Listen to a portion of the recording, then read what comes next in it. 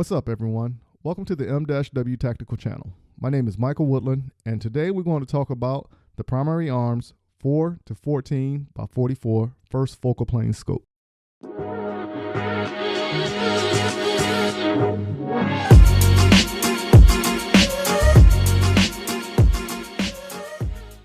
For some time, we have been discussing various optics that can get you up and shooting at a price point that is reasonable and the scale on the sights are legit. Let's continue to push that envelope and take it to some distance shooting by mounting the 4 to 14 by 44 first focal plane scope on the Ruger Precision Rifle in 308. Again, this video will be a two-part video where I will take the Raptor scope we previously discussed and now this 4 to 14 by 44 first focal plane scope out and shoot to distance. Like other scopes we discussed, this one comes in with a vast number of options that will help the shooter in more ways than one. Once you understand the markings on the reticle, you will see what I'm talking about. The aluminum grade body is durable and rugged enough for anyone going out to the range constantly or for those who are wanting to go out hunting on the regular. Starting from the rear of the scope, we will make our way up. The first point we will come across will be the Eyepiece focus setting. This is used for the clarity of the target for your desired view. Just turn the dial to the left or right to make your view clear. Next is the Magnification Adjustment. The dial is smooth running, and for you to find what magnification you are on is easily identifiable with the marking dot. The Illumination Dial has a unique setup. With only having 6 settings, 1 being the lowest and 6 being the brightest, every other rotation is a setting to turn the illumination off. Something different that eliminates going through all the settings to a desired point and then back to off. The one thing about the higher setting that I observed is that since the only part of the reticle that lights up is the horseshoe reticle, it has bleed over on the other measurement tools on the reticle. Taking it onto the forward operating knobs, we're going to start with the left side of the scope. This knob is to control the parallax. The parallax has a yard setting that goes from 10 yards all the way out to 1,000 yards and infinity. The elevation and windage dial both come in at 1 click is 1/10 of a mil. When rotating the dial, it has a very noticeable click and has a nice audible click for every turn. There is also the revolution turn marking that makes it easier to know where you are within the 4-turn setting ruler. Since this is a BDC style reticle, once you get your 0 confirmed, you should be good without touching the dials again. Now, let's move on to the meat and potatoes of this scope. As stated earlier, upon the first glance of the reticle, it will look a little busy, but it really isn't. Just like the Raptor reticle, all the math is done for you, and all you have to do is figure out your distance, go to the holdover point for that distance, pull the trigger, and wait for the still to sound off or your target to go down. That easy. This mill-based system will effectively have you hitting the target faster than using other systems to assist with the shot, especially since it's already in mill format for you. Take notice of the scale up top where the measurement goes from 4 to 0, the reticle, and picks up from 0 to 4. These lines serve 2 points. Each line going from the left to the right is a mil measurement. The 4 will become an 8 and subtract from each line. If you do that, the marking for the 1 mil line will be on the side of the horseshoe, making the 0 point the center reticle. The other mil ruler is the stadia line that is vertical under the horseshoe. If you take the start of the stadia line and go down to the next horizontal stadia line, which is marked as a 4 on the reticle, that is the 1 mil measurement. As you can see, the further down you go, the reference points start to shy away from the noticeable markings that will total with each yard marking.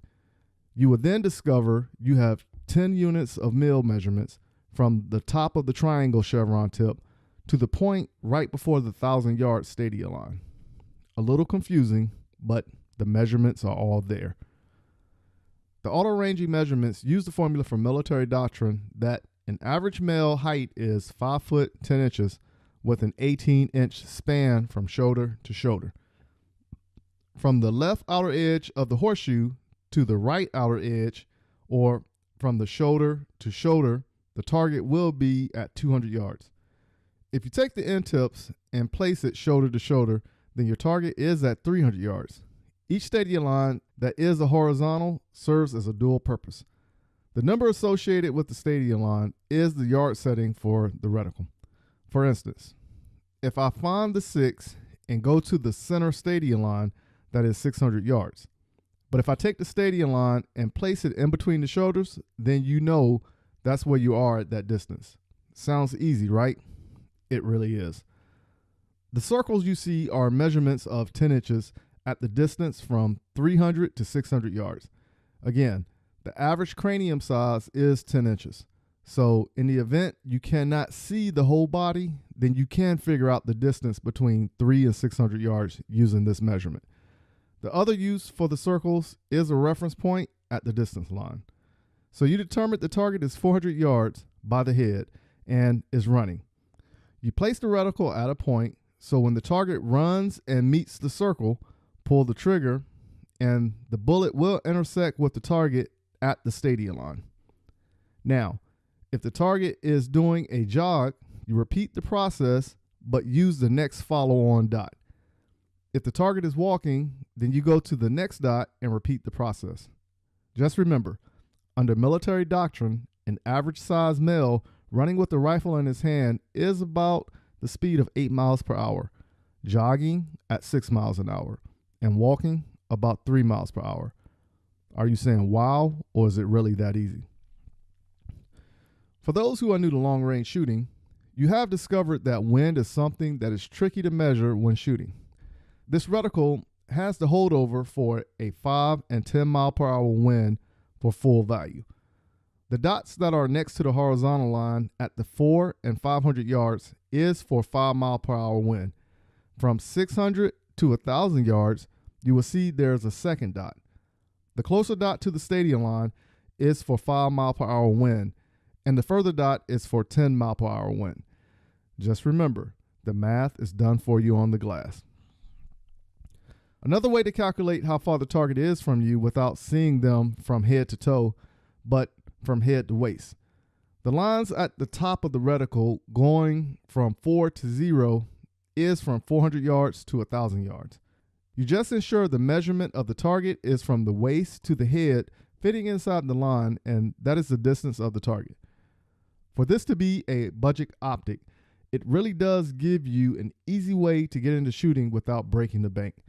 As long as you know how to use the measuring system, this scope can have you out there for hours just plinking away, or like me, getting ready to do some long-range competition shooting here in the upcoming months. Even though we reference everything to be in measurements of the human body, this optic also has the measuring equivalent for that of hunting deer and coyotes as well. Christmas is right around the corner, and if your husband or buddy is looking for a scope for that rifle in the safe, head on over to Primary Arms and get the 4 to 14 by 44 first focal plane scope for only $279.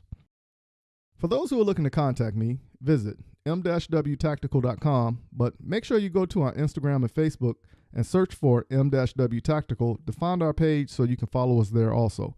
If you decide to give me a call at 803-250-1256 and I do not answer, please leave a voicemail or a text message, and I promise I will get back to you. Until next time, keep shooting, keep practicing, and have fun.